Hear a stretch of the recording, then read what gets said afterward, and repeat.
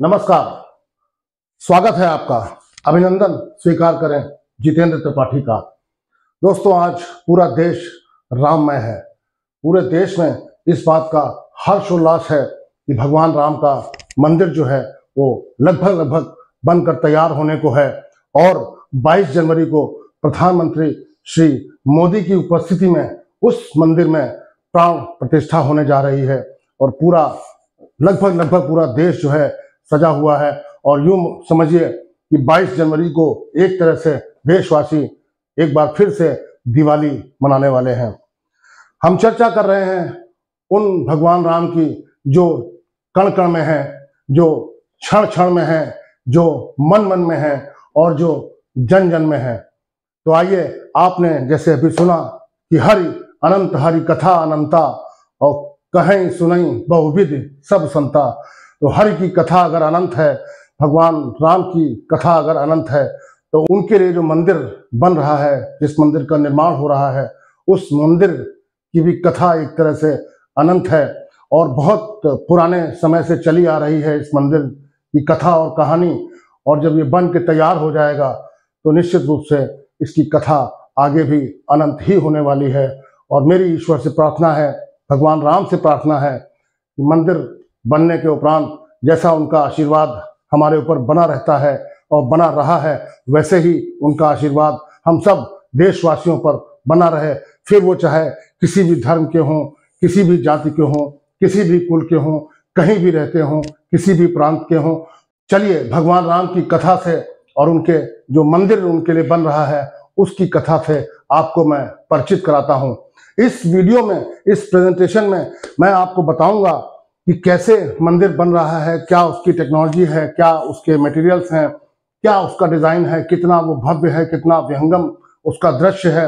और ये भी बताऊंगा कि इस मंदिर के बनने में जिन लोगों का योगदान रहा है, जिनको आप जानते हैं वो तो ठीक है, लेकिन मैं ऐसे शख्स से भी आपको परिचित कराऊंगा जिसका योगदान इस मंदिर के बनने में कभी भुलाया नहीं जा सकता। यूं समझिए कि मंदिर अगर आधार है तो मंदिर बनाने की भूमिका में उनका भी आधार है। और उन्होंने जो प्रयत्न, जो प्रयास और जो वो कर गए मंदिर के लिए, अगर वो न किया होता तो मंदिर बनना नामुमकिन तो नहीं था, लेकिन मुश्किल जरूर होता।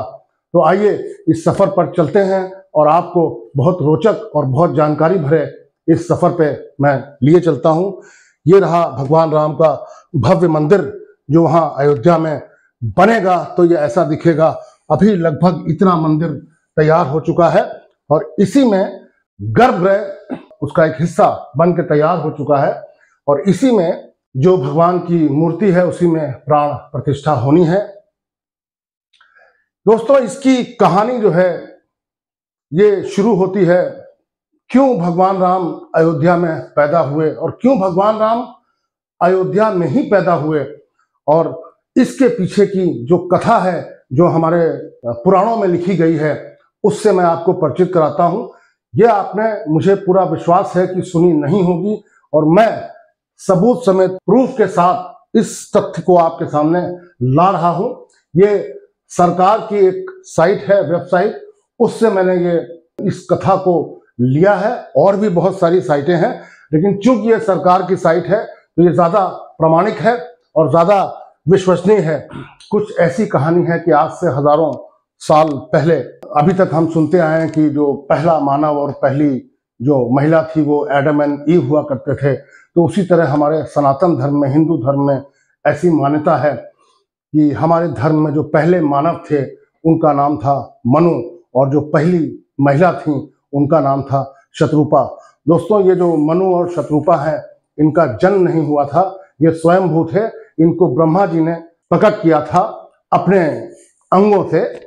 और यही जो मनु और शत्रुपा जो पहले मानव और पहली महिला थीं इस पृथ्वी पर, जैसा कि हमारे सनातन धर्म के अनुसार हमको बताया गया है और हम सुनते आ रहे हैं, तो ये पृथ्वी पर राज करते थे। और जब ये वृद्ध हो गए तो इनको लगा कि हमने अपनी पूरा राजपाट और अपना पूरा जीवन जो है वो ऐसे व्यतीत कर दिया कि हमने हरि की भक्ति नहीं की और हम भगवान को भूल गए। तो वृद्धावस्था में इन्होंने अपने पुत्र उत्तानपाद को राज्य पूरा अपना सौंप दिया और ये चले आए नैमिषारण्य। और ऐसा कहा जाता है कि नैमिषारण्य में इन्होंने हजारों वर्षों तक तप किया और तपस्या की और भगवान को प्रसन्न करने का प्रयत्न किया। और इनकी तपस्या देखकर जो ब्रह्मा विष्णु महेश हैं उन्होंने ये भी प्रयत्न किया कि इनकी तपस्या को भंग किया जाए। देखें इनकी तपस्या में कितनी लगन है, कितनी निष्ठा है, कितनी श्रद्धा है, लेकिन वो इनकी तपस्या को भंग कर नहीं पाए। और ऐसा कहा जाता है कि पहले कोई 6000 वर्ष तक इन्होंने कंदमूल फल खाकर अपना जीवन व्यतीत किया और तप किया, और तत्पश्चात सिर्फ 7000 साल तक जो है जल पर ये निर्भर रहे, और उसके बाद जो है इन्होंने जल को भी त्याग दिया और खाली हवा पर यानी वायु पर ये निर्भर रहे। और इस तरह से इनकी जो तपस्या है वो लगभग 23,000 वर्ष तक चली।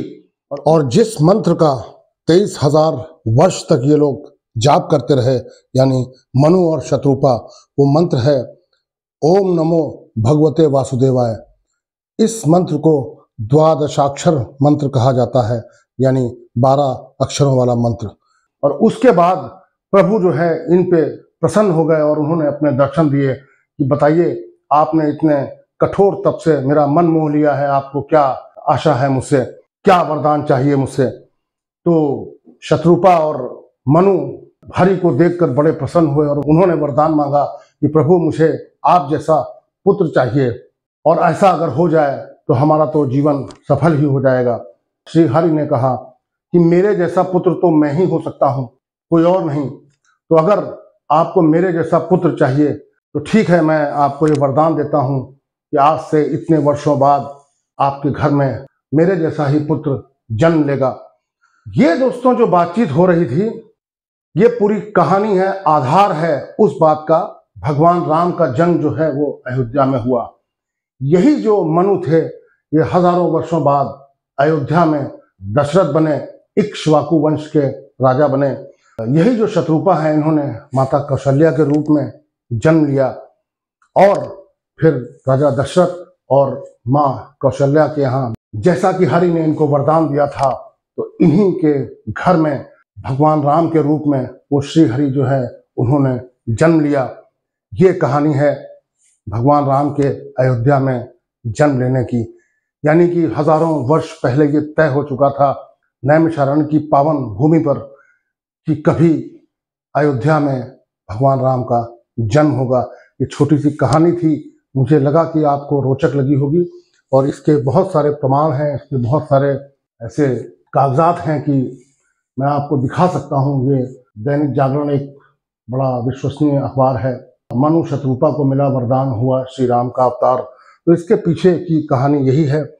और दोस्तों अब चलते हैं कि इस मंदिर जो क्रोनोलॉजी है उसके बारे में डिस्कस करते हैं कि भगवान राम का अयोध्या में जन्म हो चुका था, उसके बाद बाकी कहानी, बाकी कथा उनकी जो भगवान राम की है, जो रामायण में और रामचरितमानस में लिखी गई है, वो सब आपको जानकारी होगी ही, और उस पर अभी नहीं पढ़ूंगा, नहीं तो वीडियो बहुत लंबा हो जाएगा। अभी बात करते हैं जो राम मंदिर आंदोलन की कि कैसे वो शुरू हुआ और कैसे कैसे उसकी परिणति हुई। तो मैं आपको बता दूं कि बाद में जब मुगलों का शासन भारतवर्ष पर हुआ तो यहाँ पे एक बाबरी मस्जिद का निर्माण हुआ 1529 में। बाबर जो मुगलों का पहला शासक था उसने बाबरी मस्जिद का निर्माण कराया 1529 में, और उसके बाद वो मस्जिद बन गई बाबरी मस्जिद, और वो ऐसे ही चलता रहा। चूंकि मुगलों का शासन रहा तो किसी को कुछ बोलने की अगर जरूरत पड़ती भी थी तो उसकी आवाज़ जो है वो दबा दी जाती थी। और उसके बाद 1985 में कोर्ट में इसका जो डिस्प्यूट है वो उसकी शुरुआत हो गई, और 1949 में भगवान रामलला की जो मूर्ति थी वो प्रकट हुई बाबरी मस्जिद के अंदर, और 1950 में हिंदुओं ने कोर्ट में मुकदमा दायर कर दिया कि ये हमारा मंदिर है, ये हमको मिलना चाहिए। 1961 में यूपी सुन्नी वक्फ बोर्ड उसने भी जो है सूट फाइल कर दिया, मुकदमा दायर कर दिया। अब ये जो लड़ाई थी हिंदू और मुस्लिम के बीच में वो शुरू हो गई, और 1984 में राम जन्मभूमि जो मूवमेंट है उसका गठन हुआ, उसकी शुरुआत हुई। 1986 में बाबरी मस्जिद को खोल दिया गया। उस समय कांग्रेस की सरकार थी, राजीव गांधी जी प्राइम मिनिस्टर हुआ करते थे, उन्होंने ये हिंदुओं को इस बात की इजाजत दे दी कि वो वहां पे पूजा कर सकते हैं, पूजा प्रार्थना कर सकते हैं।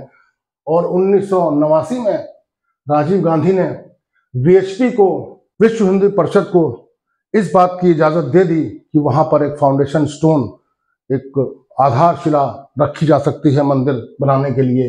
ये 1989 में हुआ। और 1990 में लाल कृष्ण आडवाणी जी ने रथ यात्रा की शुरुआत की, जो भगवान राम के लिए थी। भगवान राम का जो मंदिर था उसके आंदोलन के लिए थी, उसकी शुरुआत की। और 1992 में 6 दिसंबर 1992, ये बड़ी इंपॉर्टेंट डेट है, आपको याद ही होगा कि कार सेवकों ने और शिव सैनिकों ने इस मस्जिद को गिरा दिया। और उसके बाद जो है दंगे भड़क गए, उसमें कुछ कार सेवक जो हैं उनकी हत्या भी हुई, यानी कि वो शहीद हो गए।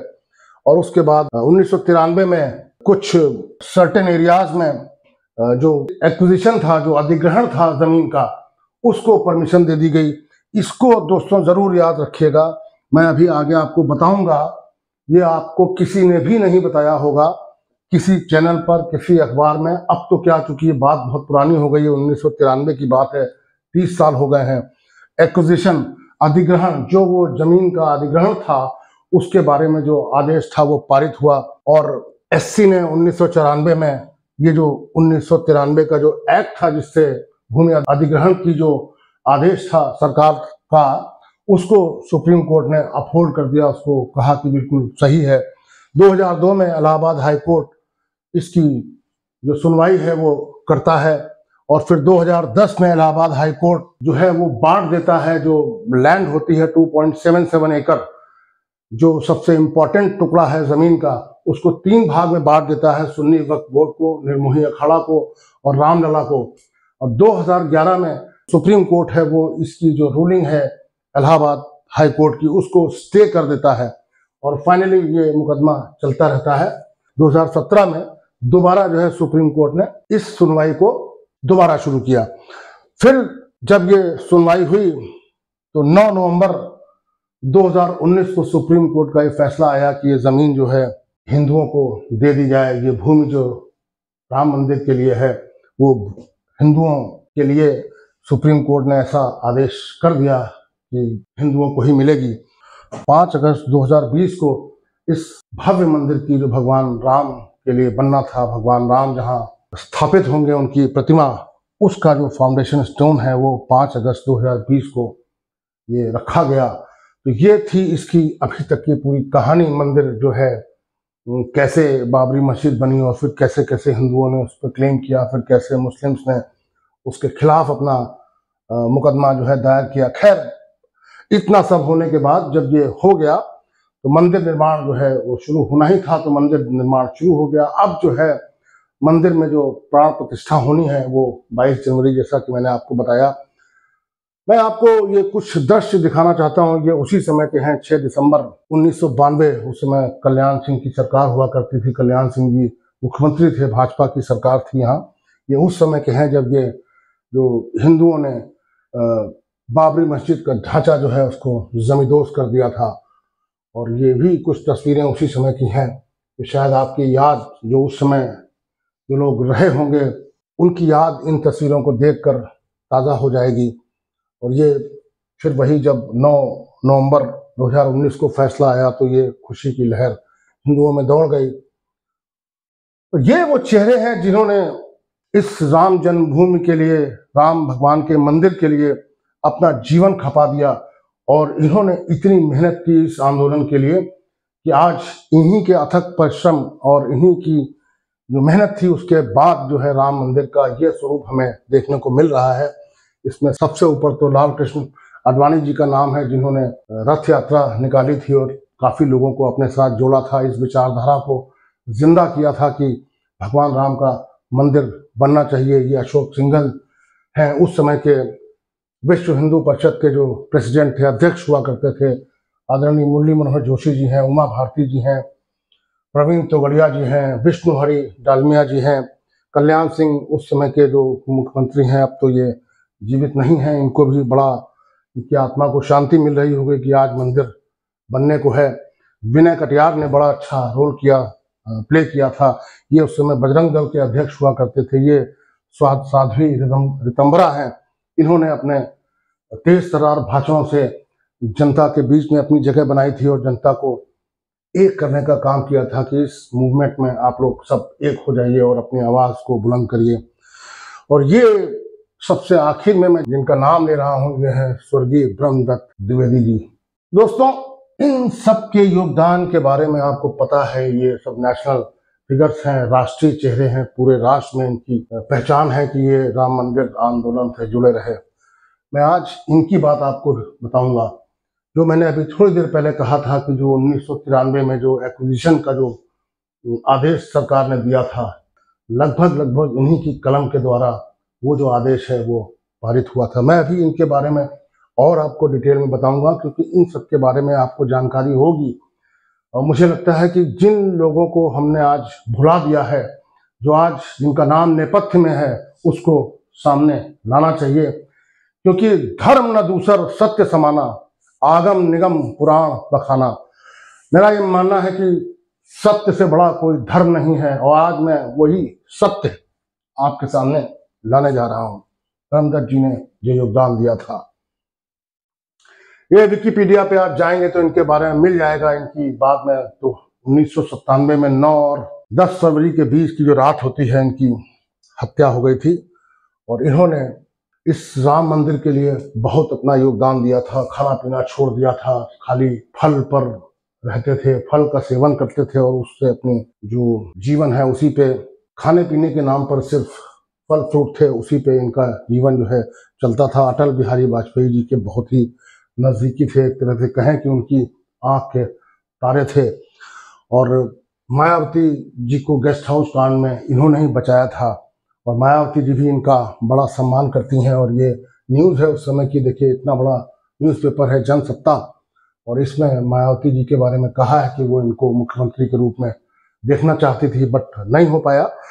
लेकिन ये सब इतिहास के गर्भ में चला गया है, लेकिन सुरक्षित है। यही सब चीज़ें हैं जो मैं आपके सामने ला रहा हूँ। और अभी मैं इसके बाद आपको पूरा मंदिर का नक्शा भी समझाऊंगा, दिखाऊंगा कितना भव्य राम मंदिर है, कैसे वो बन रहा है, क्या उसकी टेक्नोलॉजी है, जैसा मैंने आपको बताया। तो चलिए आगे चलते हैं। ब्रह्मदत्त जी का जो योगदान है उसको बताने के लिए मैं तमाम सारा मीडिया और सोशल मीडिया और जो भी दस्तावेज, मैं सरकारी दस्तावेज ढूंढ सकता था तो मैं ढूंढता रहा। लेकिन बात इतनी पुरानी हो गई है कि वो दस्तावेज मिलना आजकल, तो वो जो भी गवर्नमेंट के जो आदेश होते हैं, जियो होते हैं, वो तो साइट पर उपलब्ध है, लेकिन उस समय ये सुविधा नहीं थी।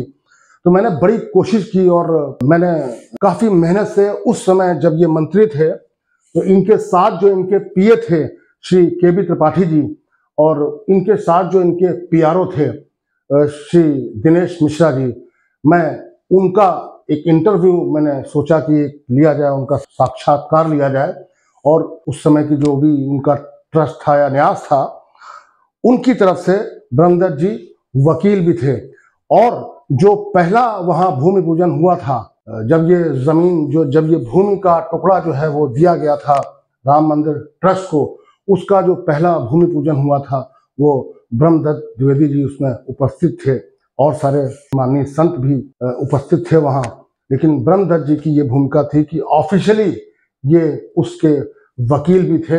मैं इनकी तस्वीरें भी आपको दिखाऊंगा। फिलहाल आप ये साक्षात्कार देखिए और इस बात का अनुमान लगाइए कि इस शख्स ने कितनी मेहनत और कितनी लगन से राम मंदिर जो मूवमेंट है उसमें अपना योगदान दिया। तो जैसा कि मैंने आपको इतना सारा चर्चा बताई श्री राम जन्मभूमि के जो आंदोलन था उसके बारे में, और मैं बड़ी मेहनत से और बड़ी मुश्किल से तो ऐसे लोगों को लेकर आया हूं जो अपने आप में स्वयं साक्ष्य हैं इस राम जन्मभूमि और भगवान राम का जो मंदिर बन रहा है उसके स्वयं साक्ष्य हैं। मैं उनको ही ढूंढ के बड़ी मुश्किल से मैं उनको लेके आया हूं अपने इस प्रोग्राम में। और इसमें से एक हैं श्री दिनेश मिश्रा जी, जो कि स्वर्गीय ब्रह्मदत्त द्विवेदी जी के साथ पीआरओ के रूप में बहुत दिनों तक काम कर चुके हैं। मैं कुछ उनसे बात करूंगा और आपको ये जानकारी उनसे दिलाऊंगा कि क्या क्या स्वर्गीय ब्रह्मदत्त जी का योगदान रहा है राम मंदिर आंदोलन में। और फिर उसके बाद ब्रह्मदत्त जी के साथ जो पीए के रूप में जिन्होंने बहुत वर्षों तक और बहुत ही कुशलता से मेहनत से काम किया है, श्री केबी त्रिपाठी जी, मैं उनसे भी आपकी बातचीत कराऊंगा और आप स्वयं इस बात को जानिए कि ऐसे ऐसे लोग जो आज जिनका नाम कहीं चैनल पे कहीं न्यूज़ पे दिखाई नहीं पड़ता है और ना कहीं सुनाई पड़ता है, कितना बड़ा उनका योगदान रहा है इस मंदिर के बनने में और किस तरह से उन्होंने अपने पूरे जीवन को भगवान राम के प्रति समर्पित कर दिया। तो चलिए ज़्यादा समय न लेते हुए मैं आपके सामने लाता हूं श्री दिनेश मिश्रा जी को। मिश्रा जी, बताइए स्वर्गीय ब्रह्मदत्त द्विवेदी जी का क्या योगदान था और क्या उन्होंने अपना समर्पण किया है भगवान राम के लिए, जिसकी वजह से उनको आज हम याद कर रहे हैं। और मेरे विचार से आप प्रदेश की जनता, पूरे देश की जनता को ये बताइए कि स्वर्गीय ब्रह्मदत्त जी का क्या योगदान था इस मंदिर के बनने में। जय श्री राम। यह नारा वो नारा है जो स्वर्गीय ब्रह्मदत्त द्विवेदी जी के द्वारा भाजपा सरकार में उनको जो दायित्व दिया गया, राम जन्मभूमि अयोध्या प्रभारी के रूप में उन्होंने कार्य किया। यह कार्य खाली ऊपर से नहीं था, वास्तव में एक ऊर्जावान व्यक्ति संगठन ने उनको समझा और ये भार उनको दिया था। आज गर्भगृह का 2.77 एकड़ जो जमीन है, इस जमीन को उस समय सर्वोत्तम प्राथमिकता दी जा रही थी कि जब तक वह जमीन हमको ट्रस्ट के नाम नहीं हो जाती है तो आगे की कार्रवाई करने का कठिनाई आएगी। इसलिए जब उस समय भाजपा सरकार बनी, माननीय कल्याण सिंह जी मुख्यमंत्री थे, तो राम जन्मभूमि के कारण उनका जो प्रभार था उनको राजस्व मंत्रालय दिया गया। राजस्व मंत्रालय मिलने के बाद सर्वप्रथम उन्होंने 2.77 एकड़ जमीन को अधिग्रहित करने का प्रयास किया। इसके लिए उस समय के तत्कालीन एडीएम सिटी उमेश तिवारी जी को संपर्क किया, उनको वार्ता हुई और ये 2.77 एकड़ जमीन जो सबसे पहले गृह के लिए आवश्यक थी, उसको दिलाने में उनका योगदान हुआ। उसकी रजिस्ट्री हुई और वह जमीन ये राम जन्मभूमि ट्रस्ट को मिली। 2.77 एकड़ जमीन जो एक्वायर की गई, रात्रि का समय था और उसकी रजिस्ट्री होनी थी। रजिस्ट्री में 5 गवाहों के नाम भी रहते हैं। मैं अपने को अत्यंत सौभाग्यशाली मानता हूँ। मैंने भी उसमें हस्ताक्षर करके मेरी भी गवाही उस 2.77 एकड़ जमीन में रजिस्ट्री के टाइम मेरी भी गवाही उसमें रही। धन्यवाद मिश्रा जी। अब मैं आपके सामने लाना चाहूँगा श्री केबी त्रिपाठी जी को। जैसा कि मैंने आपको बताया कि वो ब्रह्मदत्त जी के साथ बहुत दिनों तक उन्होंने वैयक्तिक सहायक के रूप में काम किया और जहाँ तक मुझे याद आता है कि जो ये 2.77 एकड़ भूमि की जो बात थी, उसमें ब्रह्मदत्त जी का जो योगदान था उस भुलाया नहीं जा सकता। और जहाँ तक मेरी याददाश्त जाती है, मुझे लगता है कि केबी त्रिपाठी जी का इसमें बड़ा योगदान है कि वो जो अप्रूवल था उस भूमि का, वो उसका जो लेटर है वो ब्रह्मदत्त जी के गाइडेंस में इन्होंने ही ड्राफ्ट किया था। खैर, आप इनके ही श्री मुख से सुनिए कि क्या उनका योगदान था। त्रिपाठी जी, कृपया बताएं कि आपको क्या जानकारी है उस समय के जो राम मंदिर जो मूवमेंट था उसमें ब्रह्मदत्त जी का जो योगदान था, उसके बारे में कृपया हमको बताएं। जय श्री राम। जैसा कि अभी आपको अवगत कराया गया कि मैं स्वर्गीय श्री ब्रह्मदत्त द्विवेदी जी तत्कालीन मंत्री उत्तर प्रदेश सरकार के साथ वैयक्तिक सहायक के रूप में तैनात रहा और मैं अयोध्या प्रकरण का प्रत्यक्ष गवाह रहा हूँ, प्रत्यक्षदर्शी रहा हूँ कि रात को 9 बजे तक वो अपने ऑफिस में सरकारी कार्यालय में काम करने के उपरांत रात को 9 बजे अयोध्या के लिए कहते थे, अयोध्या चलो। अयोध्या जा कर के सारे साधु संतों से परामर्श करते थे। उसके बाद 2-3 बजे सवेरे लखनऊ लौट के आते थे। इन द मीन टाइम ये ज्ञात हुआ कि 2.77 एकड़ भूमि जो है अनुपयोगी भूमि जो मुख्य मंदिर था उसके पास में ही पड़ी हुई है। उसमें कहीं से एक छोटी सी मठिया बना के एक साधु जी रहा करते थे, उनको भी एन केन प्रकारेण उसको खाली करा के ये राजस्व मंत्री की हैसियत से स्वर्गीय द्विवेदी जी ने उस भूमि को श्री राम जन्मभूमि स्थान के नाम से अधिग्रहित करके उसके नाम रजिस्ट्री कराई। जैसा कि आप अवगत होंगे, वर्तमान समय में सारे संसार में अयोध्या का जो राम जन्मभूमि मंदिर निर्माण हो रहा है और ट्रस्ट के द्वारा जो आयोजन 22 जनवरी को होने जा रहा है, उसमें स्वर्गीय द्विवेदी जी द्वारा किया गया कार्य 2.77 एकड़ भूमि का ये नींव का पत्थर है। उसके बगैर यद्यपि श्री योगी जी, श्री मोदी जी के अथक प्रयास से ये संभव हो पा रहा है, किंतु उसमें जो योगदान नींव के पत्थर का होता है वही श्री द्विवेदी जी द्वारा प्रयास करके 2.77 एकड़ भूमि जो उपलब्ध कराई गई प्रारंभ हुई, क्योंकि उसके अभाव में तो आज जो इतना बड़ा मंदिर बन रहा है, ट्रस्ट को भूमि अन्य साधनों से मिली, उस 2.77 एकड़ के अभाव में तो ये संभव ही नहीं हो सकता था। और जहाँ तक मेरी जानकारी है, द्विवेदी जी ने ये भी प्रतिज्ञा की थी कि जब तक मंदिर निर्माण कार्य में हम सफलता नहीं पा जाएंगे तब तक हम अन्न नहीं ग्रहण करेंगे। और उन्होंने जब तक वो जीवित रहे, असामयिक मृत्यु तक वो फल ही ग्रहण करते रहे, अन्न नहीं ग्रहण किया। तो आज स्वर्गीय द्विवेदी जी हम सबके बीच में नहीं हैं, कि उनके कृतित्व को, जो भी उन्होंने राम जन्मभूमि निर्माण के बारे में जितना भी अपना कार्य किया, वो अतुलनीय रहेगा। और जब तक ये मंदिर रहेगा, जब तक इसका इतिहास रहेगा, द्विवेदी जी का नाम जरूर लिया जाएगा। इसके अलावा अन्य बहुत सी ऐसी चीज़ें हैं जो मुझे याद आ रही हैं और मैं उसका प्रत्यक्षदर्शी रहा हूँ। और अयोध्या के जितने भी भ्रमण उनके, हफ्ते में एक बार अयोध्या अवश्य जाते थे। अयोध्या प्रकरण के इंचार्ज बनाए गए थे, राजस्व मंत्री थे। उसी हैसियत से ये संभव हो पाया कि वो ज़मीन भी अधिग्रहित की जा सके और राम मंदिर निर्माण कार्य के बारे में प्रदेश सरकार का योगदान हो सके। आगे फिर सुप्रीम कोर्ट द्वारा जो भी निर्णय हुआ और उसके बाद माननीय प्रधानमंत्री मोदी जी द्वारा उसका शिलान्यास हुआ, मंदिर का भव्य मंदिर का निर्माण हुआ। योगी जी द्वारा अन्य प्रयास किए गए, दीप दिवाली बनाई गई और उसको एक बृहद रूप दिया गया। उससे आप सभी लोग भली भांति परिचित हैं। और इसके अलावा बहुत से ऐसे योगदान हैं द्विवेदी जी के जो सदैव याद रखे जाने चाहिए और याद रहेंगे। जब भी जहाँ भी अयोध्या प्रकरण का नाम आएगा, वहाँ ब्रह्मदत्त द्विवेदी जी का नाम अवश्य आएगा। यहाँ एक बात और विशेष रूप से उल्लेख करना चाहता हूँ कि वहाँ जो भूमि पूजन का प्रारंभिक अवस्था में भूमि पूजन वहाँ स्वर्गीय ब्रह्मदत्त द्विवेदी जी द्वारा ही की गई थी, जिसके प्रमाण भी उस समय के फोटोग्राफ्स और वहाँ के तत्कालीन एडीएम उमेश चंद तिवारी जी इसके गवाह हैं। और उनसे अन्य भी भूमि के आसपास के निवासीगण वो भी इस चीज़ की पुष्टि कर सकते हैं। तो उनका योगदान जो है वो किसी भी सूरत में नींव के पत्थर से कम नहीं है और उसको स्मरण में अवश्य रखा जाना चाहिए।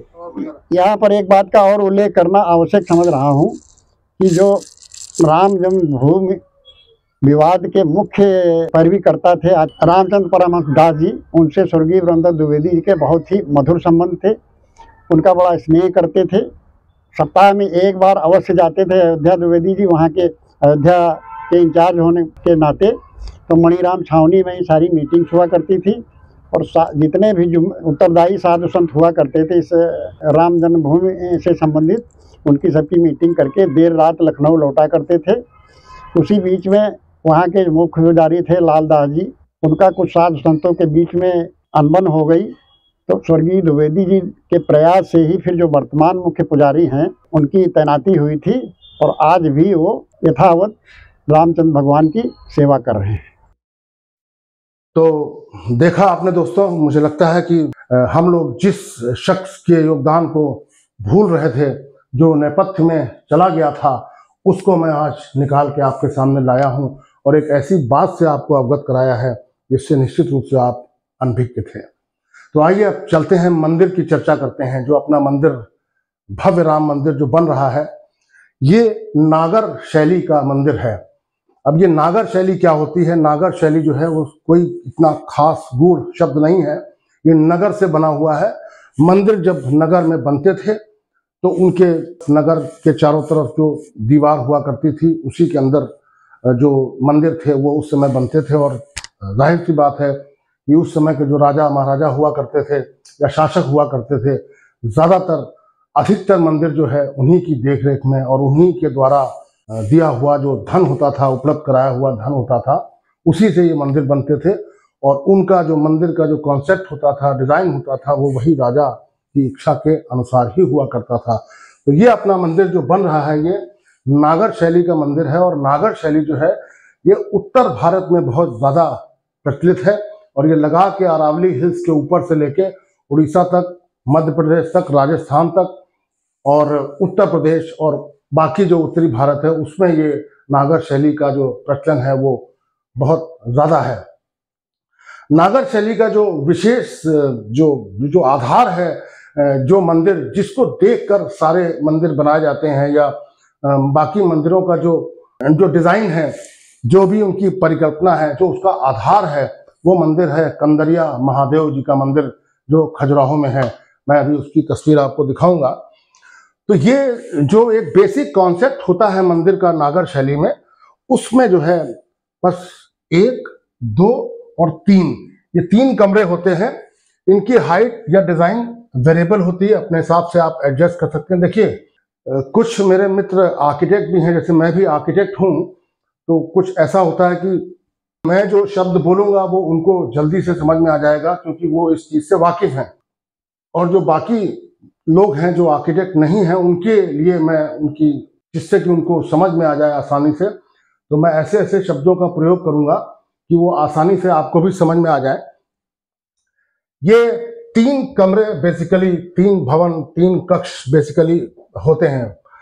अब इसमें जो पहला वाला, जहां से मंदिर की जो एंट्री होती है, उसको बोलते हैं अर्ध मंडप। अब इसका जो भी आप डिज़ाइन कर लें इस तरह का, ये हिंदू शैली में ये डिज़ाइन है इसके, और बहुत सारे मंदिरों में लगभग सेम डिज़ाइन है, कहीं ये बदल भी सकते हैं। ये होता है पहला वाला जो कक्ष होता है, जहाँ से मंदिर में प्रवेश करते हैं। ये कॉलम्स होते हैं, इसमें खंबे लगे होते हैं और ये खुला होता है, इसको बोलते हैं अर्ध मंडप। और इसके बाद जो दूसरा कक्ष होता है, जिसकी हाइट थोड़ी, ऊंचाई थोड़ी ज़्यादा होती है, इसको बोलते हैं मंडप। तो इसमें भी कुछ नहीं, ये भी जो है कॉलम्स पे, पिलर्स पे खड़ा होता है। और उसके बाद जो आखिरी हिस्सा मंदिर का होता है, जो बिल्कुल लास्ट में, अंत में, वो सबसे ऊंचा होता है। और इस आकार का वो होता है, लंबा, और इस तरह से गोलाई लिए हुए आप देख सकते हैं इसमें। इसको बोलते हैं शिखर। जैसा कि नाम, तो शिखर है तो निश्चित रूप से ये ऊंचा होगा। और शिखर के ऊपर जो है आखिर में, बिल्कुल अंत में जो है, वो एक कलश रखा जाता है। और कलश का जो बेस होता है उसको बोलते हैं अमालक। और यही जो शिखर होता है, इसी के अंदर जो नीचे का हिस्सा होता है, इसको गर्भगृह बोलते हैं। गर्भगृह वो जगह होती है जहाँ मूर्ति की स्थापना की जाती है। तो अपने भगवान राम का जो मंदिर बन रहा है, उस केस में भी यही होगा कि जो गर्भगृह है वो इस तरह से मंदिर के पीछे पीछे आते हुए बिल्कुल लास्ट में जो स्थान होगा, यहाँ पर मूर्ति की स्थापना होगी और यहीं पे इसकी जो है प्राण प्रतिष्ठा होगी। ये शिखर के ऊपर जो आखिर में जो है एक कलश रखा जाता है और कलश के ऊपर एक ध्वज लगा होता है, जो कि धर्म का प्रतीक होता है कि धर्म हमारा ऊंचा रहे, झंडा हमारा ऊंचा रहे। और ये मंदिर का बेसिक डिज़ाइन है। इसमें इसी आधार पर जो नॉर्दर्न इंडिया में जो मंदिर हैं वो बनाए जाते हैं। और इसका जो एग्जाम्पल है, मैंने बताया, आधार जो है वो है कंदरिया महादेव का मंदिर जो खजुराहो में है। और वो ये मंदिर रहा कंदरिया महादेव। बहुत ही खूबसूरत, बेइंतहा इसमें डिटेलिंग की गई है, बहुत ही करीने से इसमें जो है कार्विंग की गई है। बड़ी मेहनत से कारीगरों ने इसको बनाया है। ये रॉक कट मंदिर है, मतलब पत्थर को काट के इस मंदिर को बनाया गया है। और इसी मंदिर की डिजाइन पे बेस है जितने खूबसूरत मंदिर आपने देखे होंगे। जैसे उड़ीसा में लिंगराज टेम्पल है, लिंगराज जो मंदिर है, उड़ीसा में जो कोणार्क सूर्य मंदिर है, उड़ीसा में जो जगन्नाथ जी का टेम्पल है, वो इसी शैली में बने हुए हैं। और उसका आधार जो है वो यही कंदरिया महादेव जो खजुराहो में मंदिर है, उसी का डिजाइन है। सोमनाथ टेम्पल जो बना हुआ है गुजरात में, उसका भी आधार जो है वो यही है, मतलब उसका जो बेसिक डिजाइन है वो यही है। और ऐसे ही जो माउंट आबू में जो दिलवारा टेम्पल्स बने हुए हैं, उनका भी आधार यही है। इसी शैली में ये मंदिर बने हुए हैं। तो दोस्तों, मुझे लगता है कि मंदिर की शैली जो नागर शैली है, उसके बारे में आपको संपूर्ण परिचय मैंने दे दिया है। और इसी आधार पर जो अपना भव्य राम मंदिर बन रहा है वो भी इसी आधार पर ही बन रहा है। तो अब आप समझ गए होंगे कि नागर शैली क्या होती है। और ये कंदरिया महादेव जो मंदिर है ये शिव जी का मंदिर है, नाम ही लिखा है महादेव। तो ये कितना इंपॉर्टेंट है कि अपने मंदिर की जो वास्तुकला है उसका जो मुख्य आधार है वो यही मंदिर है, कंदरिया महादेव। और इसी मंदिर के आधार पर जो मैंने अभी आपको इतने सारे मंदिर बताए हैं वो इसी मंदिर के आधार पर बने हुए हैं। तो चलिए अभी स्पेसिफिकली बिल्कुल हम लोग राम मंदिर की बात करते हैं। राम मंदिर जो है ये इसके जो मेन आर्किटेक्ट हैं, जो वास्तुकार हैं, जिन्होंने इसको डिजाइन किया है, जिन्होंने इसकी परिकल्पना की है, वो है CB सोमपुरा। ये मंदिर के आर्किटेक्ट हैं। इनके और भी परिवार वाले हैं, आशीष सोमपुरा और निखिल सोमपुरा, वो इनकी टीम में शामिल है। इसमें जो प्रोजेक्ट मैनेजमेंट एंड कंसल्टेंसी जो की है वो टाटा कंसल्टिंग इंजीनियर्स लिमिटेड ने किया हुआ है। तो ये भी टाटा ग्रुप का भी इसमें इन्वॉल्वमेंट है। डिजाइन एसोसिएट जो है एक अच्छे आर्किटेक्ट हैं और बहुत सारे काम इन्होंने अच्छे अच्छे किए हुए हैं जिन पे ये भी गर्व करते हैं और हम भी गर्व कर सकते हैं। इनका जो है पूरी मास्टर प्लानिंग, मतलब जो मंदिर के जो आसपास का क्षेत्र है, मंदिर तो एक भवन हो गया, मंदिर के आसपास बहुत सारी सुविधाएं होती हैं, बहुत सारे और स्ट्रक्चर्स बनते हैं। मंदिर को चलाने के लिए कहाँ से पानी आएगा, कहाँ वाटर टैंक होगा, कहाँ गेस्ट हाउस होगा, कहाँ जो तीर्थ यात्री हैं जो मंदिर में दर्शन करने आएंगे, श्रद्धालु जो, वो कहाँ रुकेंगे। बहुत सारे ऐसे कॉम्प्लेक्सेस होते हैं जिनका डिजाइन करना होता है। तो वो काम जो है वो डिजाइन एसोसिएट्स जो है इन्होंने किया हुआ है। मंदिर के जो मुख्य जो कॉन्ट्रैक्टर हैं जो मंदिर को बना रहे हैं इतना खूबसूरत मंदिर, वो हैं लार्सन एंड टूब्रो। इन्होंने बिल्डिंग का काम किया हुआ है, मतलब कंस्ट्रक्शन का काम इन्होंने किया है। और जो प्रोजेक्ट का ड्यूरेशन है वो 36 महीने प्लस 3 महीने। और ये एक्सपेक्टेड कंप्लीशन, जो मंदिर जो बन के तैयार हो जाएगा, ऐसी उम्मीद है कि दिसंबर 2024 तक तैयार ही हो जाएगा। एक आध महीना आगे पीछे हो सकता है, बट चूंकि इसमें सीधे सीधे प्रधानमंत्री मोदी जी की मॉनिटरिंग है तो मुझे लगता नहीं कि इसमें कोई देरी का कोई सवाल हो सकता है। और इसका जो बजट है ये 1200 करोड़ रुपए का है। इसमें टैक्सेस वगैरह अगर हटा दें, तब टैक्सेस जोड़ लेंगे तो इसका जो बजट है वो और ज़्यादा हो जाएगा। मेरे ख्याल से करीब 1400-1500 करोड़ के आसपास होना चाहिए। और जो एरिया है जहाँ पे जहाँ पूरा मंदिर जो कॉम्प्लेक्स जो है पूरा प्लान किया जा रहा है वो है 67.7 एकड़ का। और जो टेम्पल एरिया है तो ये पूरा कॉम्प्लेक्स का एरिया हो गया, जहाँ पे टेम्पल और टेम्पल से जस्ट बिल्कुल जुड़े हुए जो भवन होंगे उन भवन का एरिया जो है वो लगभग 18 एकड़, 18.25 एकड़। और जो मंदिर का जो साइज है कि मंदिर कितना लंबा होगा, कितना चौड़ा होगा और कितना ऊंचा होगा, तो मंदिर की जो लंबाई है वो 108 मीटर है और जो चौड़ाई है वो 75 मीटर है और जो इसकी हाइट है वो 49 मीटर है। ये मंदिर का जो बेसिक डिज़ाइन और उसका जो कॉन्सेप्ट है, जो उसकी बेसिक नाप जोख, कितनी ज़मीन क्या है, ये मैंने आपको बता दिया। ये मंदिर का एंट्रेंस होगा, कितना खूबसूरत इसका एंट्रेंस डोर है। और ये यहाँ पे जो श्रद्धालु आएंगे उनके रुकने की, उनके सामान रखने की व्यवस्थाएं होंगी, कुछ सिक्योरिटी की भी व्यवस्थाएं यहाँ पे होंगी। और यहाँ से जो है मंदिर का जो प्रवेश है वो इस द्वार से होगा। और ये देखिए मंदिर का जो कॉम्प्लेक्स है ये मैं आपके लिए लेके आया हूँ, इससे आपको समझने में काफ़ी आसानी होगी कि मंदिर जो है वो कैसा होगा और इसका जो कॉम्प्लेक्स है वो कैसा होगा। क्योंकि मंदिर की फोटोग्राफ्स तो आप अब तक बहुत देख चुके होंगे, मंदिर के फोटोग्राफ्स और वीडियोस। तो ये रहा मंदिर का पूरा जो जितना ये हरा पोर्शन आप देख रहे हैं और लाल लाइन से जो ये इंक्लोज किया गया है, ये मंदिर का जो ये पूरा कॉम्प्लेक्स है। और ये रहा मंदिर का जो एरिया, बेसिकली जो टेम्पल कॉम्प्लेक्स है वो ये रहा। और ये दिशा जो है ये नॉर्थ है और ये दिशा हुई ईस्ट। तो मंदिर की जो मूर्ति है वो ईस्ट फेस करेगी। ये रहा हमारा मंदिर, ये यहाँ पे मंडप रहा। जैसा मैंने आपको बताया शिखर और गर्भगृह बिल्कुल लास्ट में होते हैं। तो ये रहा शिखर और गर्भगृह यहाँ होगा, इसके ऊपर जो है शिखर बनेगा।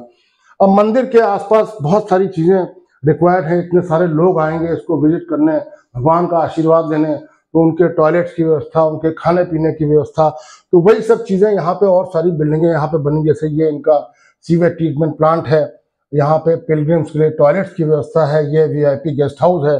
मंदिर अगर है तो VIP भी आएंगे इसको विजिट करने के लिए, मंदिर अगर है तो VIP भी आएंगे अपना भगवान का आशीर्वाद लेने, तो उनके लिए वीआईपी गेस्ट हाउस है। ये कुछ और बिल्डिंगें हैं जो मल्टीपर्पज बिल्डिंग्स हैं, जहाँ पे दूसरे काम होंगे, ये वहाँ की बिल्डिंगें हैं। इस तरह से ये मंदिर का पूरा ये लेआउट है। मंदिर इसमें यहाँ पे रखा हुआ है। यहाँ सीवेज ट्रीटमेंट प्लांट है, यहाँ पे अंडरग्राउंड वाटर टैंक है, फिर ये ट्रस्ट है, उसका ऑफिस है यहाँ पे। और ये जो है ये परकोटा है। परकोटा क्या होता है? मंदिर का जो इमीडिएट मंदिर के बाहर की जो दीवार होती है, जहाँ से मंदिर को एंक्लोज करते हैं, जिससे मंदिर जो है उसका प्रांगण जो है वो बंद हो जाता है, उसको बोलते हैं परकोटा। एक बाउंड्री वॉल समझ लीजिए आप, ये उसका परकोटा है। उसको खूबसूरती से यहाँ पे डिजाइन किया गया है, ये स्ट्रक्चर्स बनाए गए हैं। ये इसका एक 3D व्यू है। जो मंदिर का कॉम्प्लेक्स है, ये इसका एक 3 डायमेंशनल व्यू है। यहाँ पे अपना ये भगवान राम का भव्य मंदिर रखा हुआ है। ये इसका परकोटा का जो डिजाइन है वो आप देख सकते हैं और समझ में आपको आ सकता है। ये वीआईपी गेस्ट हाउस वगैरह जो मैंने आपको अभी दिखाया, और ये एंट्री वगैरह यहाँ पे इस तरह से ये पूरा उसका लेआउट, उसका एक 3D व्यू है। और ये ईस्ट से हम इसको देख रहे हैं। हमने बताया था कि ईस्ट में मंदिर का जो फेस है, जो मूर्ति रखी जाएगी वो ईस्ट फेस करेगी। मतलब हम इधर से अगर प्रवेश करेंगे, ये जो दिशा है वो ईस्ट है, और ये हमारा जो शिखर है वो ईस्ट का जो उल्टा है वो वेस्ट साइड हुआ। ये एक मंदिर का डिटेल है। जैसे मैंने आपको बताया था कि अर्ध मंडप होता है और दूसरा मंडप होता है, फिर गर्भगृह होता है, फिर उसके ऊपर शिखर होता है, जो मैंने शुरू की स्लाइड में आपको बताया था। तो वैसे उसी कॉन्सेप्ट पे ये मंदिर बना हुआ है। इसमें मंडप एक ज़्यादा ऐड कर दिया है। मंडप कितने भी आप ऐड कर लें, बट मंदिर की खूबसूरती देखिए कितनी अच्छी है, कितनी इंट्रिकेट इसमें कार्विंग की गई है। और पत्थर का काम, ये बंसी पहाड़पुर का पिंक स्टोन है।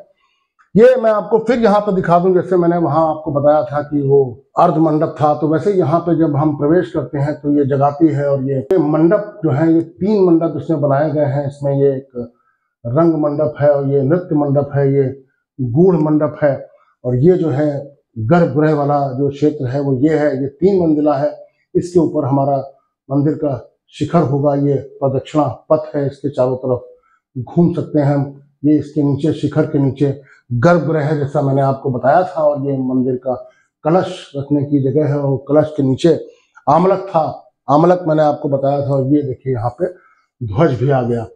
तो मुझे लगता है कि मंदिर का आपको काफी आइडिया लग गया होगा। ये भव्य राम मंदिर का जब ये बन के तैयार होगा तो ये इतना खूबसूरत, इतना विहंगम, इतना मनोरम इसका दृश्य होगा कि वाकई आपको लगेगा कि इसको हमेशा हमेशा के लिए, सदा सदा के लिए हृदय में क्यों ना बसा लें। ये मंदिर के कुछ और व्यूज हैं। ये फ्रंट व्यू है, ये ऊपर से लिया हुआ एक तरह से, आप अपनी भाषा में समझ लिए कि इसको ड्रोन से लिया हुआ व्यू, हमारी भाषा में तो इसको स्काई व्यू बोलते हैं। और ये उसकी डिटेलिंग है मंदिर की। ये कुछ और व्यू है, ये कुछ और व्यू है। ये यहाँ पे इसका साइड का व्यू है मंदिर का। तो मुझे लगता है कि आपको ये व्यूज पसंद ही आ रहे होंगे। और अभी का जो हाल है मंदिर का वो ये है कि इतना मंदिर जो है, ये शुरू से फ्रंट वाला जो एरिया है, इतना मंदिर बन चुका है। ये इसकी स्कैफोल्डिंग और ये जो पार बल्ली, जो भी स्टील की शटरिंग लगी हुई है, शटरिंग तो क्या बोले, ये स्कैफोल्डिंग है। ये भी मंदिर का काम चल ही रहा है। और अभी आज की जो स्थिति है, मतलब आज से 15 दिन पहले की, मैं तो गया था वहाँ, मैं अभी उसकी भी स्लाइड आपको दिखाऊंगा। और ये बंसी पहाड़पुर का पिंक स्टोन है। ये मंदिर ऐसा दिख रहा है। ये अभी उसकी गर्भगृह की जो कार्विंग है, जो गर्भगृह की जो दृश्य है, वो आप यहाँ देख सकते हैं। और ये वो जगह है जहाँ पे मूर्ति स्थापित की जाएगी भगवान राम की। अब इस मंदिर की, वैसे तो जैसे मैंने कहा ना कि हरि अनंत हरि कथा अनंता, तो ये मंदिर की कथा तो अनंत है। बहुत सारी चीजें हैं इसमें बताने को, लेकिन कुछ मैं थोड़ी थोड़ी चीजें आपको बता दे रहा हूं, जिससे कि आपके मन में ये बात बैठ जाए कि मंदिर में हो क्या रहा है। इस मंदिर में कोई भी सरिया का इस्तेमाल नहीं किया गया, स्टील का इस्तेमाल नहीं किया गया है। क्यों? क्योंकि पत्थरों को ही काट कर, तराश कर, एक दूसरे के ऊपर रख कर वो सेल्फ सपोर्टिंग स्ट्रक्चर बना है। मैं उसका भी वीडियो आपको दिखाऊंगा, जिससे कि आपको ये आइडिया लग जाएगा कि मंदिर का निर्माण हो कैसे रहा है। आपको बिल्कुल समझ में आ जाएगा कि कैसे ये हो रहा है। ये मंदिर ऐसे बनाया जा रहा है कि इसमें लगभग 1000 साल तक इसको किसी प्रकार की कोई क्षति नहीं होगी, या इसके जो मटेरियल्स हैं या इसका जो भवन है उसमें किसी भी प्रकार का कोई क्षरण होगा नहीं। Differential settlement between two column. जब दो कॉलम बनते हैं तो कभी कभी ऐसा होता है कि लोड पड़ता है तो एक कॉलम ज़्यादा बैठ जाता है। निश्चित रूप से जब बिल्डिंग का लोड पड़ता है तो कॉलम में थोड़ा सेटलमेंट होता है। इस केस में यहाँ जो डिफरेंशियल सेटलमेंट है, मतलब इस कॉलम में इतना, इस कॉलम में इतना, यहाँ पे कोई सेटलमेंट नहीं है, वो नेग्लिजिबल है, यानी कोई सेटलमेंट नगण्य है। No expose concrete above ground level. जो भी कंक्रीटिंग की गई है वो ग्राउंड लेवल के नीचे की गई है, ग्राउंड लेवल के ऊपर कोई कंक्रीटिंग की नहीं गई है। ये मंदिर का फाउंडेशन है, देखिए कितना मजबूत और कितना चौड़ा इसका जो फाउंडेशन है। ये इतनी लेयर्स में ये नीचे जो है कंक्रीट की रैफ डाली गई। मैंने अभी आपको बताया था कि जमीन के ऊपर, भूमि के ऊपर कोई भी कंक्रीट जो है वो इस्तेमाल नहीं किया गया है। जो भी कंक्रीट है वो रैफ मतलब एक मोटी सी स्लैब होती है, वो कंक्रीट से ही भर दी जाती है और उसमें स्टील भी होता है। ये बहुत मजबूत स्ट्रक्चर होता है। ये इसका जो फाउंडेशन है मंदिर का वो इसी रैफ पे खड़ा किया गया है और इसके बाद ये ग्रेनाइट की स्लैब्स हैं, ये ग्रेनाइट के स्टोन्स हैं, ये देखिए इसमें लिखा हुआ है। और ये जो कंक्रीट है वो इतना मजबूत है कि ये M35 ग्रेड का कंक्रीट है। हम लोग जो अपनी बिल्डिंगों में इस्तेमाल करते हैं, जब डिज़ाइन करते हैं और उसको बनाते हैं, जो हमारे स्ट्रक्चरल इंजीनियर्स हैं जो एडवाइस करते हैं, वो अमूमन M20 M25 कंक्रीट तक हम लोग जाते हैं। और ये तो बहुत ही ज़्यादा मजबूत कंक्रीट है, M35 grade concrete eight 56 days. ये टेक्निकल भाषा है, इसमें नहीं जाऊँगा। अब आपको बता दूं कि इसका जो बेस है ये पूरा ग्रेनाइट के स्टोन से भरा हुआ है। इसका क्या फायदा होगा? इसका फायदा ये होगा कि इसमें दीमक और सीलन और भी किसी चीज का असर होगा नहीं, क्योंकि ग्रेनाइट तो एक बड़ा सॉलिड पत्थर है और ये हजारों साल से, इवन करोड़ों साल से पक के तैयार होता है। तो इसमें किसी भी पानी या किसी भी दीमक या बोरर या कोई भी ऐसा इफेक्ट इस पर नहीं होगा जो ये यहाँ से ट्रांसफर होके मंदिर तक पहुंच सके। जब इतना अच्छा फाउंडेशन, इतना मजबूत और इतना बढ़िया फाउंडेशन हमने तैयार कर दिया तो बस इसके ऊपर क्या है, फिर वो पत्थरों को खड़ा कर देना है और मंदिर जो है बनते चले जाना है। ये उसके देखिए, ये ग्रेनाइट के जो ब्लॉक्स हैं ये यहाँ पे रखे हुए हैं। इस तरह से मंदिर का कंस्ट्रक्शन चल रहा है। और ये देखिए पीछे जो गर्भगृह वाला एरिया है वो यही है और इसी पे जो है वो शिखर बनेगा टॉप में, जो मैंने बताया था कि जहाँ पे कलश लगाया जाता है और ध्वज लगाया जाता है। ये इस तरह की वहाँ की साइड की कुछ फोटोग्राफ्स हैं। और अभी मैं आपको एक वीडियो दिखाऊंगा जिसमें आपका पूरा कॉन्सेप्ट, पूरा दिमाग में सब क्लियर हो जाएगा कि मंदिर ये बन कैसे रहा है। तो देखिए वो वीडियो आ गया है और मैं आपको दिखाना चाहता हूँ। देखिए वीडियो।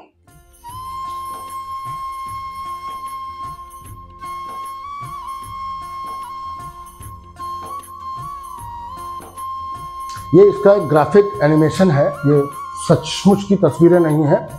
ये कंप्यूटराइज आपके लिए एक सिस्टम बनाया गया है जिससे आपको समझ में आ जाए। और ये देखिए मंदिर का जो प्लिंथ है, जो बेस है, वो मार्क कर लिया गया है और ये तमाम इसमें जोन्स जो है डिवाइड कर लिए गए हैं। एक जोन ये, एक जोन ये, जोन 5 तक ये डिवाइड कर लिए गए हैं। वो कंस्ट्रक्शन में चूँकि मदद मिले और उसको आइडेंटिफाई कर सकें, इसलिए इसकी जोनिंग की गई है।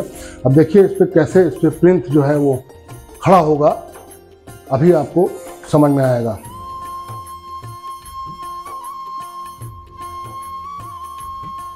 सितंबर 2021 में इसका जो रैफ्ट का जो सिस्टम था, जो अभी मैं डिस्कस कर रहा था आपसे, वो बनने का शुरू हुआ था। सबसे पहले रैफ्ट जो ज़मीन के अंदर था वो बन चुका है। अब जो है इसकी प्लिंथ, जो बिल्डिंग की कुर्सी होती है, मंदिर की जो कुर्सी होगी, इसका प्लिंथ ये तैयार हो रहा है। ये मार्च 22 तक ये कंप्लीट हो गया था। सब पूरी डेट इसमें लिखी है। बड़ा अच्छा ग्राफिक प्रेजेंटेशन है जो मुझे कहीं से मिल गया, तो मैंने कहा मैं आपको ज़रूर दिखाऊंगा। ये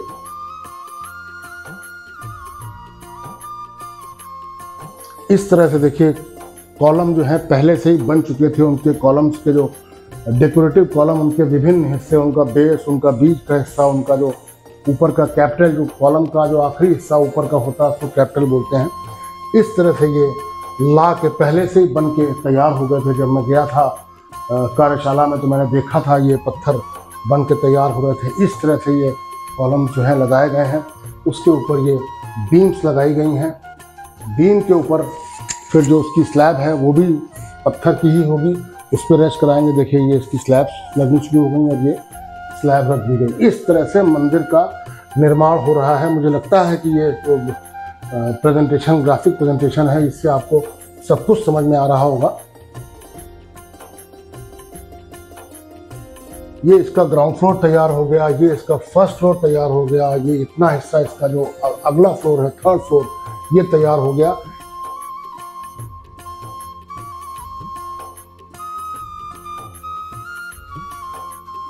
यहाँ पे जो है इसका ये शिखर आएगा। देखिए शिखर बनने का जो एनिमेशन है वो भी आपको दिख रहा होगा। और ये देखिए मंडप की तैयारी हो गई है। एक मंडप बन गया, ये दूसरा मंडप, ये गूढ़ मंडप है, ये नृत्य मंडप है, ये रंग मंडप है। तो देखिए इस तरह से ये मंदिर का निर्माण हो रहा है। मुझे लगता है आपको बहुत अच्छा लग रहा होगा इसको देख के, सब कुछ समझ। अब देखिए इसका जो ये अमालक वाला पोर्शन है वो यहाँ पे आ गया और इसके साथ इसका जो कलश है वो भी है। और इसके ऊपर क्या बस ध्वजा लगानी है, धर्म ध्वजा, और मंदिर कंप्लीट।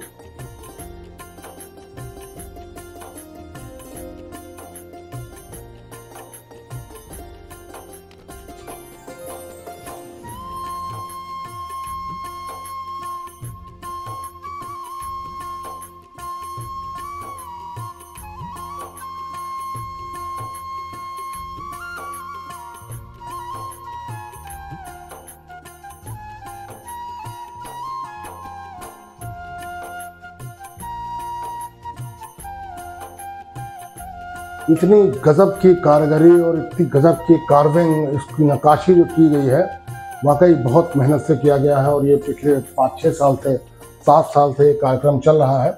और ये सब इसके जो पार्ट्स हैं ये बन के वहाँ कार्यशाला में रखे हुए थे। अब खाली उनको जोड़ना है और इस तरह से मंदिर का काम जो है वो प्रगति पे चल रहा है। ये कुछ वहाँ की तस्वीरें हैं, मैं गया था तो मैंने तस्वीरें ली थी। और ये इस तरह के कुछ पिलर्स बन रहे हैं, जहाँ बड़े पिलर्स चाहिए। कुछ ऐसा भी व्यवस्था है कि कहीं बड़े बड़े पिलर्स को मंडोवर बोलते हैं, और बीच में भगवान राम की जो जीवन कथा है, उनसे जुड़े हुए जो प्रसंग हैं, उनकी भी जो कहानियां हैं वो मूर्ति के रूप में इसके अंदर रखी जाएंगी। ये इस तरह से इसकी नक्काशी हुई है। ये महापीठ है, मंडोवर है, ये मंडोवर, इसको मंडोवर बोलते हैं। ये जो नीचे जो हमारा मंदिर की जो बेस है, उसकी कई सारी उसकी लेयर्स हैं, उनके ये नाम हैं। कनपीठ है, बादाम गोला और छज्जे, गजथार, अश्वथार, नरथार। ये यहाँ पे इस तरह से ये इसका जो बेस है, उसके बाद जो ये बेस बना हुआ है, ये उन सब के नाम है। ये मंदिर की जो शैली है, जो उनका आर्किटेक्चर है, जो वास्तुकला है, उसमें इनके ऐसे नाम होते हैं। वाकई ये बड़े गूढ़ हैं। तो ये मैं बस खाली आपको दिखाने के लिए, थोड़ा परिचय कराने के लिए लाया हूँ। और ये मंदिर का जो गर्भगृह है वो इस तरह से बनना है, ये मैं आपको बता ही चुका हूँ। ये मांडोवर जो मैंने आपको बताया कि बड़ा डेकोरेटिव होता है, इसमें बीच में एक आला होता है जिसमें कि कोई मूर्ति रख दी जाती है। और वो मूर्ति भगवान राम की जो जीवन गाथा है, जो उनकी जीवन यात्रा है, उनमें से किसी प्रसंग को ये मूर्ति दर्शाएगी। और ऐसे बहुत सारे होंगे, तो उनके जो जीवन के जितने भी प्रसंग हैं वो सब मूर्तियों के रूप में इसी मंडोवर में आएंगे। ये मैंने आपको बताया था परकोटा, जो मंदिर के बाहर की जो दीवार होती है, जो बाउंड्री वॉल एक तरह से कहें, कंपाउंड वॉल। यहाँ भी देख लीजिए जो मंदिर का डिजाइन है, नक्शा है। यहाँ पे ये जो परकोटा है, इसकी टोटल लेंथ जो है 760 मीटर, 760 मीटर है। और टोटल जो ये जो मंदिर जो बना है, ये बंसी पहाड़पुर रेड सैंडस्टोन में बना है, जिसकी क्वांटिटी है 9,30,000 क्यूबिक फुट। अब सोचिए कितनी बड़ी क्वांटिटी है जो इसमें खर्च हुई है। मतलब काफी तो तराशने में वेस्ट हो गया होगा, लेकिन जो हमें मिल के जो आया है, जो तराशने के बाद जो आया है, वो ये मंदिर में जो पत्थर लगा है, लेकिन टोटल जो पत्थर आया है वो 9,30,000 क्यूबिक फीट है। और ये width of pathway for devotees, जो हमारे श्रद्धालु इसके मंदिर में जो जाएंगे, प्रांगण में घूमेंगे, परिक्रमा करेंगे, उसकी जो चौड़ाई है वो 14 फीट है। और ये जो परकोटा है, यहाँ भी छोटे छोटे 6 मंदिर बनाए गए हैं। ऐसे 1, 2, 3, 4, 5, 6। यहाँ पर भी हमारे जो विभिन्न देवता हैं, देवी देवता हैं, उनकी मूर्तियां यहाँ स्थापित की जाएंगी। और कोई जो उनका भगवान राम से जो उनका संबंध है, उसके बारे में उसको हाईलाइट किया जाएगा, उसको दर्शाया जाएगा। और ये देखिए, मैं भी वहाँ गया था कार्यशाला में, तो मैंने सोचा कि मैं भी आपको बता दूं कि मैं वहाँ हो आया हूँ और काफ़ी चीज़ें वहाँ से मैं स्वयं ही एकत्र करके लाया था। और ये एक मंदिर का विहंगम दृश्य है, जो ओवरऑल व्यू होता है, ये मैं आपके लिए लाया हूँ। इसको देख के इसका आप आनंद लीजिए। ये इस तरह का मंदिर जो है बन के आएगा।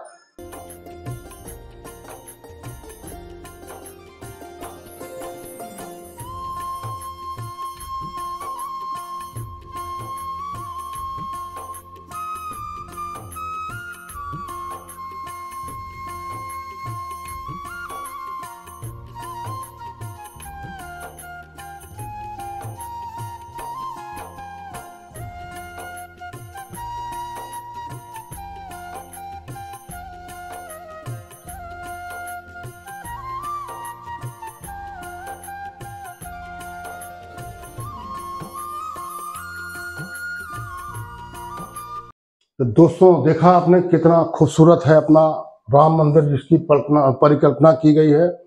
और कितना परिकल्पना कर लेना एक अलग बात है, और उस परिकल्पना को जमीन पर उतार देना और उसको साकार कर देना एक अलग बात है। तो मुझे लगा कि ये परिकल्पना जो भी की गई है वो अच्छे से मूर्त रूप ले रही है और जमीन पर साकार हो रही है। और ये प्रेजेंटेशन करने का, ये वीडियो बनाने का उद्देश्य ये था कि जो राम मंदिर की अब तक की कथा है वो आपको बताई जाए, आपके सामने लाई जाए, और ये भी बताया जाए कि इस राम मंदिर का जो मूवमेंट था, जो आंदोलन था, उसके पीछे कौन कौन से लोग थे, क्या क्या उनका योगदान था। तो आडवाणी जी, साध्वी ऋतंबरा जी और उमा भारती जी और बाकी लोग जिनकी तस्वीर यहाँ मैंने आपको दिखाई, उनके योगदान से आप परिचित तो थे ही। मुझे लगा ब्रह्मदत्त जी का इतना योगदान था इसमें, क्योंकि वो उस समय के राजस्व मंत्री थे और उन्हीं के अनुमोदन से ये हुआ था कि जो मंदिर की जो 2.77 एकड़ जो ज़मीन है वो ट्रस्ट को, न्यास को सौंपी गई थी। वो उसके वकील भी थे। पहला उस भूमि का जब हस्तांतरण हो गया, कोर्ट के आदेश ने भी उसको जो है उचित ठहराया। उसके बाद जो पहला भूमि पूजन हुआ राम मंदिर बनने के लिए, वो भूमि पूजन ब्रह्मदत्त द्विवेदी जी ने ही किया था।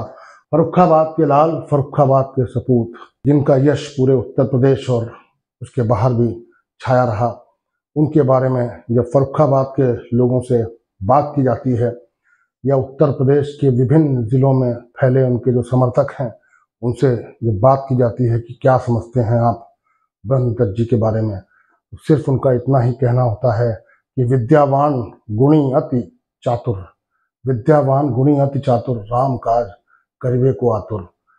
तो ऐसी श्रद्धा उनके लिए लोगों के मन में है। जो उनके प्रशंसक, जो उनके चाहने वाले हैं, वो आज भी उनको उसी भाव से याद करते हैं, उनका जो योगदान रहा है इसके लिए। और मुझे लगता है कि आज अगर ब्रह्मदत्त जी होते तो मोदी जी के साथ और योगी जी के साथ कंधा से कंधा मिलाकर इस राम मंदिर का जो हवन हो रहा है, इसमें अपना योगदान देते। और मेरे विचार से उनके रहने से इस निर्माण को और गति मिलती और अच्छा ही होता। तो जब जब राम मंदिर की बात होती है, जब जब राम मंदिर का ख्याल आता है, जब जब वहाँ जाना होता है या फर्रुखाबाद के लोगों से बात होती है, तो ऐसा लगता है कि ब्रह्मदत्त जी यहीं कहीं हैं। वो कहते हैं ना कि जबकि मुझको भी ये खबर है कि आप नहीं हो, कहीं नहीं हो, मगर ये दिल है जो कह रहा है आप यहीं हो, यहीं कहीं हो। तो ब्रह्मदत्त जी के बारे में जो सूचना थी वो मैंने आपके सामने रख दी। सिर्फ इतना ही बताना था कि बाकी सबका तो इसमें योगदान था ही था, बहुत बड़ा योगदान था। इनका भी उसमें योगदान था, मगर इनकी चर्चा कहीं होती नहीं थी। तो आज मैंने कहा इनकी चर्चा जो है दिल खोलकर की जाए और आप लोगों को बताया जाए कि एक ऐसा भी शख्स था जो आज इस दुनिया में नहीं है, मगर उनकी जो आत्मा है वो राम मंदिर के एक एक पत्थर में समाई हुई है। तो दोस्तों, मुझे लगता है कि ये वीडियो आपको पसंद आया होगा, और वीडियो अगर आपको पसंद आया हो तो मेरे चैनल को सब्सक्राइब करें, लाइक करें, शेयर करें। और आज चूंकि ये भगवान राम की कथा, भगवान राम के मंदिर पर आधारित था ये वीडियो, तो कमेंट में आपको सिर्फ जय श्री राम लिखना है और मुझे आशीर्वाद देना है। और भगवान राम का आशीर्वाद आपको मिलता रहे, ऐसी मेरी कामना है। नमस्कार।